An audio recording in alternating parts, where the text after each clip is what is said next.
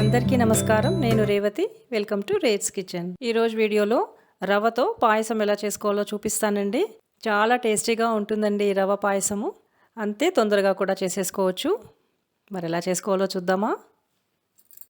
First ఒక table spoon నెయ్యిని వేడి చేసుకొని కొన్ని జీడిపప్పుల్ని వేయించుకోవాలి. ఇవి సగం ఫ్రై అవ్వగానే కొన్ని కిస్మిస్లను కూడా వేసి వేయించి పక్కన తీసి పెట్టుకోవాలి. ఇదే నేతిలో పావు కప్పు బొంబాయి రవ్వ అంటే ఉప్మా రవ్వని వేయించుకోవాలి. మీడియం టు లో ఫ్లేమ్లో మంచి సువాసన వచ్చేటంత వరకు వేయించుకోవాలి. ఇలా వేయించుకుంటున్నప్పుడు మధ్యలో ప్యాన్ బాగా వేడెక్కిపోతే మంటని లోలో పెట్టి వేయించుకోండి. రవ్వ వేగి మంచి సువాసన వస్తుంది. ఒక 3 నుంచి 4 నిమిషాల వరకు పట్టిందండి. ఇప్పుడు ఇందులోకి అరకప్పు నీళ్లు పోసి ఉండలు లేకుండా కలుపుకోవాలి. రవ్వ అంతా బాగా మిక్స్ అవ్వాలండి.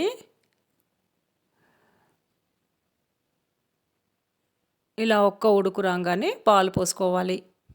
ఈ పాయసంకి ఈరోజు నేను 1/2 లీటర్ పాలు తీసుకున్నానండి. అందులోంచి ఒక 100 ml పక్కన పెట్టేసి 400 ml మాత్రమే ఇప్పుడు పోస్తున్నాను. ఆ కాస్త ఎందుకు పక్కన పెట్టానో నేను చెప్తానండి. ఈ పాయసంకి చిక్కటి పాలైతే బాగుంటుంది. మీడియం టు లో ఫ్లేమ్లో కలుపుకుంటూ రవ్వని ఉడికించాలి. ఇప్పుడు నేను కాచిన పాలు పోసాను. కాచని పాలు కూడా డైరెక్ట్గా పోసేసుకోవచ్చు.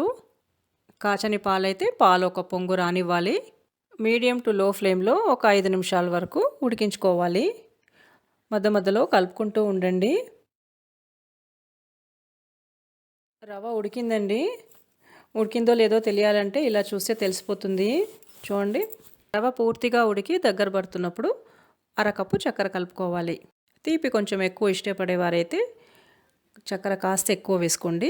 చక్కెర వేసిన తర్వాత బాగా కలుపుకోవాలి. చక్కెర పూర్తిగా కరిగి మళ్ళీ చిక్కబడటం స్టార్ట్ అయింది. ఇప్పుడు ఇంకా వేయించిన జీడిపప్పు కిస్మిస్లు, ఒక అర స్పూన్ యాలకుల పౌడర్ వేసి ఒక 30 సెకండ్స్ సన్నని మంట మీద ఉంచి స్టవ్ ఆఫ్ చేసేసుకోవచ్చు. పాయసం కన్సిస్టెన్సీ ఇలా ఉండాలండి. ఒక 5 నిమిషాల తర్వాత ఇందాక పక్కన పెట్టిన 100 ml పాలు పోసుకుంటే పాయసము చల్లారిన తర్వాత కూడా చిక్కబడదండి. టేస్టీ రవ్వ పాయసం రెడీ. ఈ వీడియో మీకు నచ్చితే లైక్ చేసి మీ ఫ్రెండ్స్ అందరితో తప్పకుండా షేర్ చేయండి. ఇప్పటి వరకు మా ఛానల్ని సబ్స్క్రైబ్ చేసుకొని వాళ్ళు కింద ఉన్న రెడ్ సబ్స్క్రైబ్ బటన్ని క్లిక్ చేసి మా ఛానల్ని సబ్స్క్రైబ్ చేయండి. నోటిఫికేషన్స్ కోసం పక్కనే ఉన్న బెల్ని కూడా యాక్టివేట్ చేసుకోండి. Thanks for watching.